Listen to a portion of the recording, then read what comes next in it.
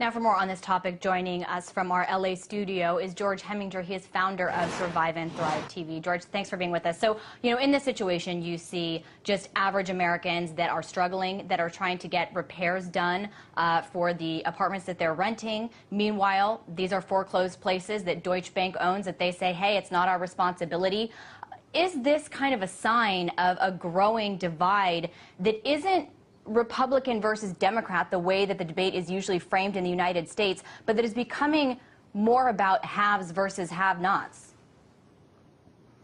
Well, it's economic collapse. It's we thought we were in a recovery. What we're actually entering is the Second Great Depression, and this is just one example of one of the effects upon the American people. Is foreign banks taking large percentages of property ownership away from Americans, and now being totally irresponsible with living conditions of America. I mean, I compare it to letting the gates open and letting the pirates come in and rape and pillage the American people. So, you touched upon having a foreign bank coming in and doing this, and other foreign countries have been named by analysts as coming into the United States and being slumlords more broadly because workers are cheaper here than in Europe, because they are not unionized like they are in Europe. How do you feel that foreign companies and foreign banks are coming in and doing this? And do you agree that they're essentially slumlords? Well, yeah, I mean, what entire classes of banks are becoming slumlords. The system just isn't working.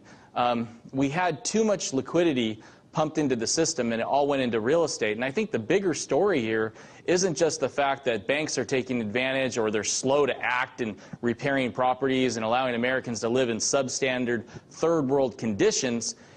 It's more that Americans that own property right now or that have just bought property could experience declines of their wealth. I mean, we are seeing a decade of losses in real estate. I think we're down from the peak all the way to 2000. I mean, it's ridiculous. The entire growth in real estate, as far as wealth was concerned, was just a mirage, and it was entirely put on by the Federal Reserve. And now you're seeing all the consequences of all those actions. Well, and it looks like there's going to be more consequences. You mentioned that we saw housing prices dip to 2002 levels. Economists are saying it's a double dip, and 28% of U.S. homeowners are still underwater on their mortgages, so that would indicate that more foreclosures are to come. But there are areas of the United States that are doing quite well, I want to point out, George, where $10 million mansions are selling, and where right here in this area, the Washington, D.C. area, are 4 of the top 10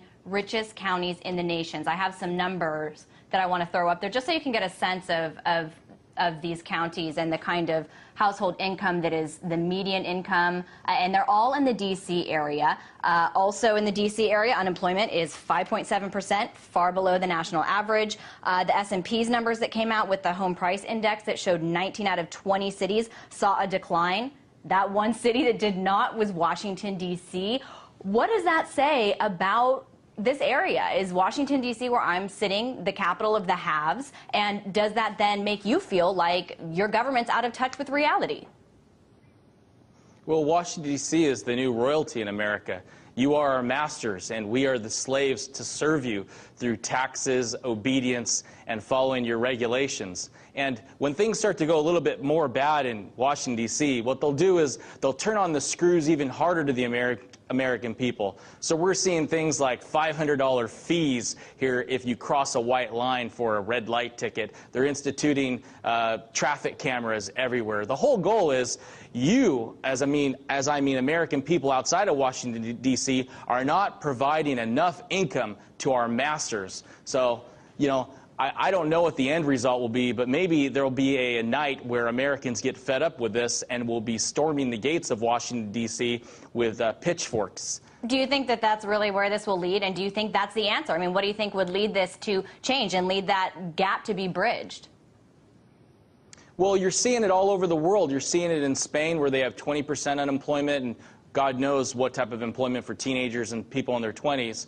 and you're seeing revolution throughout the Middle East. I think America has a few more years to maybe get to that point, but right now what you're seeing is a slow bleed for the American family. You're seeing people that have had 2 incomes, now they're surviving on 1 income. They had a mortgage, they've lost that to foreclosure. They had 2 cars, now they're down to 1 car. So right now the squeeze is on, the slow bleed, and Americans are just trying to they're trying to get food stamps. We don't have bread lines because 40 million plus Americans are on food stamps. So right now, Americans are just turning to anything from psychotropic medications to food stamps. I mean, we're literally grasping at straws, and I think that's why the data is coming in. Well, that finally Americans are understanding, or a majority of Americans are understanding, that this is not the recession that they've experienced in the past. This is the second Great Depression. Well, and when you look at the unemployment numbers, and the unemployment in this recession compared to others, it's just so much larger